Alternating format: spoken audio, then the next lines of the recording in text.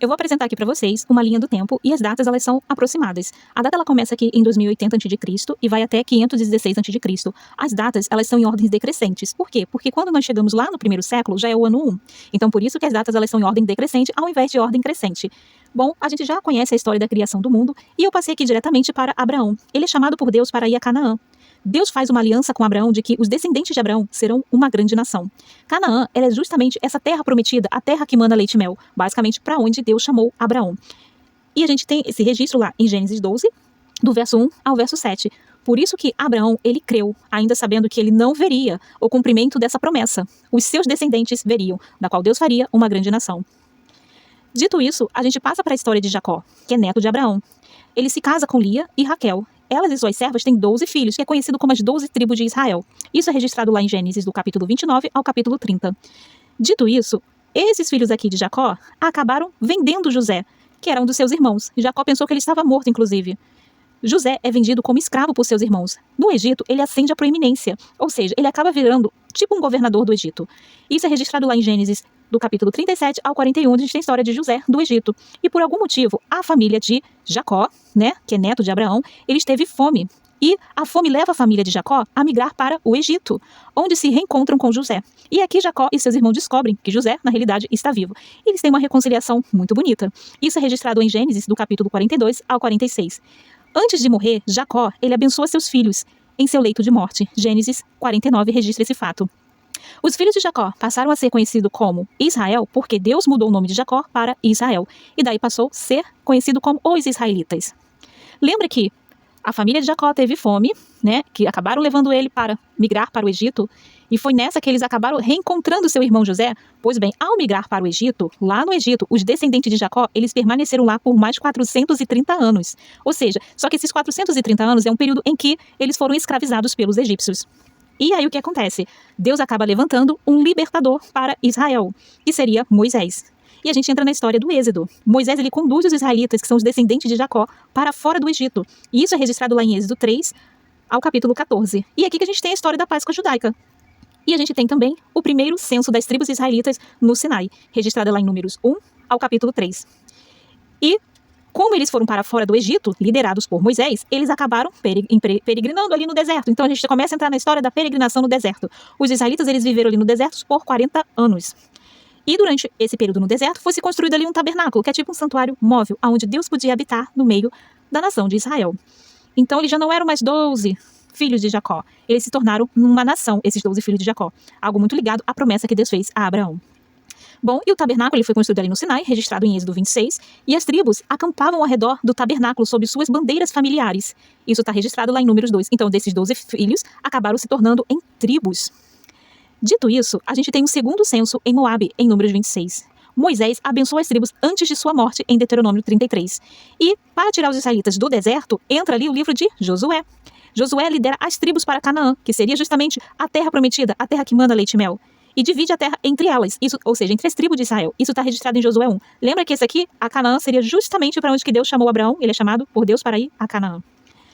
E aqui a gente tem as tribos, basicamente, entrando na terra prometida. Porém, nem tudo é flores. A gente começa a Era dos Juízes. E a Era dos Juízes é um ciclo em que Israel desobedece a Deus, Israel é oprimido, Israel começa a clamar a Deus, ele acaba levantando um libertador, que justamente seria esses juízes, e basicamente Israel é liberto, e Israel vive em paz, e em seguida começa o ciclo da desobediência novamente. Então o livro de Juízes tem esse ciclo da desobediência. Os juízes, por exemplo, muito famosos que vocês conhecem, seria, por exemplo, a Sansão, Débora, Gideão, e assim sucessivamente. E o último juiz é Samuel. E basicamente, quando a gente chega aqui no fim da Era dos Juízes, nós vamos entrar na monarquia de Israel, aonde se ascende aqui, por exemplo, ao reinado Saul. Saul é o primeiro rei de Israel. Ele une as tribos em um reino. Isso é registrado em Samuel, do capítulo 9 ao capítulo 11. Nós temos a história do rei Saul. Posteriormente a Saul, nós temos o rei Davi. Ele conquista, inclusive, Jerusalém. E isso é registrado em 2 Samuel, capítulo 5. Posteriormente, temos o filho de Davi que ascende ao trono, que é o rei Salomão. E ele constrói o templo em Jerusalém, bem como seu palácio. E isso está registrado lá em 1 Reis, capítulo 6. Após a morte de Salomão, nós temos o reino já dividido. Ou seja, as tribos do sul se tornaram o reino de Judá e as tribos do norte se tornaram o reino de Israel. Isso é registrado lá em 1 Reis 12. Basicamente, essas tribos, por exemplo, né, as tribos do sul se tornaram o reino de Judá. O reino de Judá, eles tiveram posteriormente diversos reis, a descendência da linhagem de Davi. E o reino de Israel não seguia uma descendência muito exata ali no reinado deles, entendeu? Porém, assim, todos os israelitas, porém, eles trocando com tribos diferentes e assim sucessivamente. Bom, devido, por exemplo, a vários reis que se levantaram, que fizeram coisas maus aos olhos de Deus, eles acabaram sendo julgados por Deus. Sem antes, é claro, Deus mandou muitos avisos através dos profetas de Israel. E basicamente eles não ouviram e acabaram sendo levados ao cativeiro assírio. Então a Síria, ela conquista o reino do norte. Isso está lá em 2 Reis 17. E aqui, inclusive, o reino de Israel, né, que é o reino do norte, que tinha por capital a Samaria, faz muito sentido quando a gente vai lá para o Novo Testamento, a gente vê aquele povo lá que era um povo misturado, porque a forma que a Síria tinha de destruir um reinado, né, um povo, era assimilando ele com outros povos. Então, basicamente, se tem as ideias aí das tribos perdidas de Israel. Dito isso, Judá não ficou para trás, porque, embora Judá tivesse alguns poucos reis bons, houve muitos reis maus que fizeram coisas que eram maus aos olhos de Deus. A gota d'água, inclusive, foi no reinado de Manassés. E Deus acabou julgando o reino do sul, ou seja, o reino de Judá, para a Babilônia. Então, basicamente, a Babilônia, ela conquista o reino de Judá e destrói o templo.